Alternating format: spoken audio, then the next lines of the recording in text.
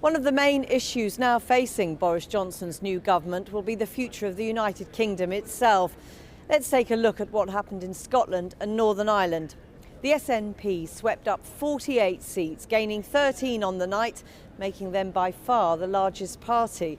The Conservatives held on to 6 MPs but lost 7.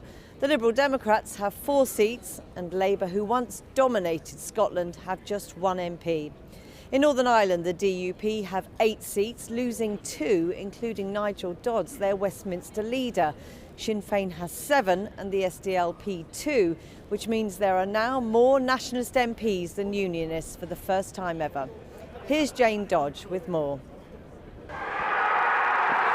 Boris Johnson isn't the only one celebrating a landslide. The SNP has won 48 of Scotland's 59 seats, 13 more than in 2017. And for the first time ever, there are more nationalist and Republican MPs in Northern Ireland than unionists. The union looks decidedly wobbly the morning after the night before. As far as Nicola Sturgeon is concerned, an SNP landslide has strengthened her hand. How are you feeling? Feeling pretty good. It seems it won't be a Christmas card she now sends the Prime Minister, but a letter demanding a second referendum on independence. I accept that Boris Johnson has a mandate to take England out of the European Union, but he does not have a mandate to take Scotland out of the European Union, and I have a renewed and strengthened mandate to offer the people of Scotland a choice over their future, and that mandate has to be respected. One of the casualties of the SNP's success was the Liberal Democrat leader. Jo Swinson lost her seat in East Dunbartonshire by just 149 votes, her voice close to breaking as she gave her valedictory speech. For millions of people in our country, these results will bring dread and dismay, and people are looking for hope. The Liberal Democrats still did better than Labour. They won 4 seats, the Conservatives 6.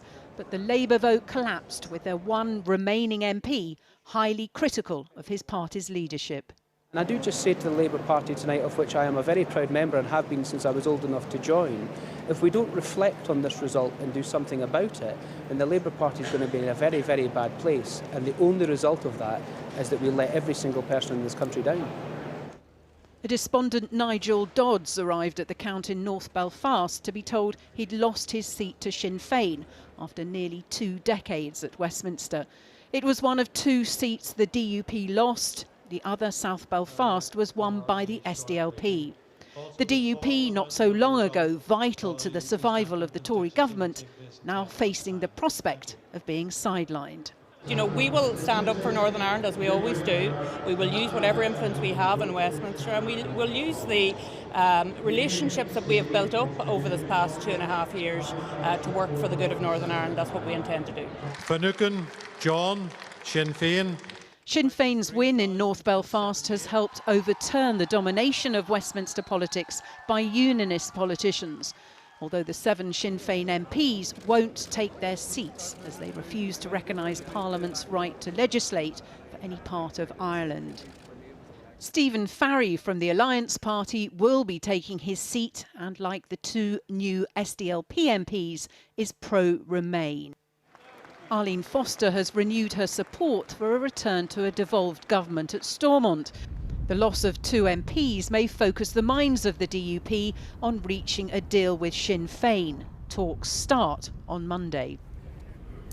Jane Dodge there. Well, let's go back to Edinburgh now, where the Scottish National Party leader Nicola Sturgeon has just been speaking, pledging to begin moves to enable a second independence referendum as soon as possible. Our Scotland correspondent Kieran Jenkins is in Edinburgh. Kieran.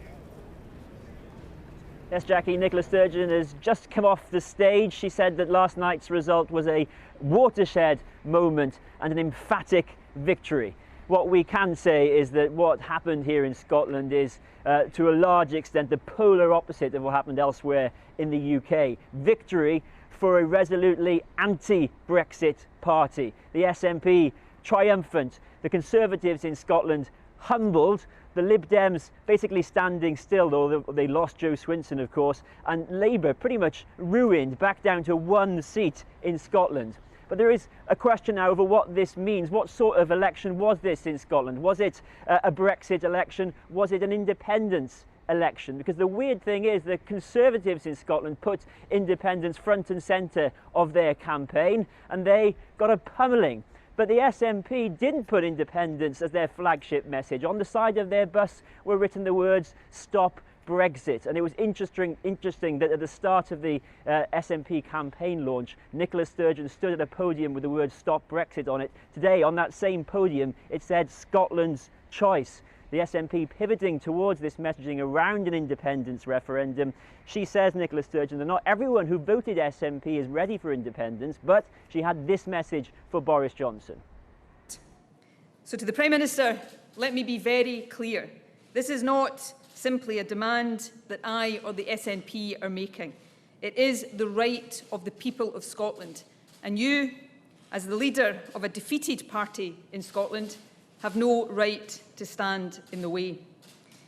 In an independent Scotland, we will always get the governments we vote for. We will have full control of the powers and the levers needed to build a truly fair and a more prosperous country. We can take our place as an equal partner with our closest friends in the rest of the UK and across Europe and the world. The people of Scotland have spoken. It is time now to decide our own future.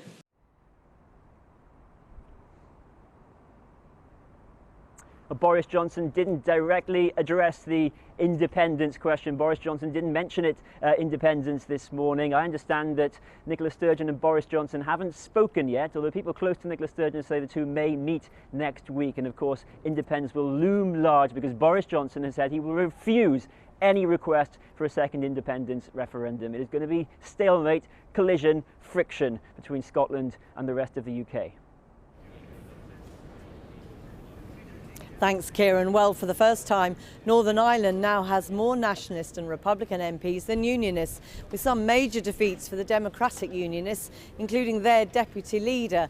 So what does that say about the future of the Stormont Assembly, which has not sat since 2017, and the failure by the two main parties to break the impasse? Our chief correspondent, Alex Thompson, is in Belfast. Alex. Says this, Jackie, that the talks that convene here on Monday have got a great deal more urgency and impetus if they didn't have it already, and they did have it already. So that's something to look for here immediately come Monday.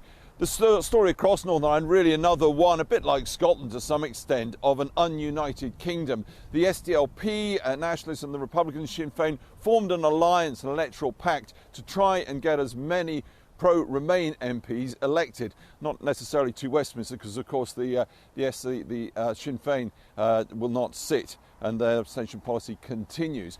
But that worked dramatically well. North Belfast, Nigel Dodds, the party leader in Westminster for the DUP, evicted after 18 years in power by John Finucane, in part because the SDLP stood aside there.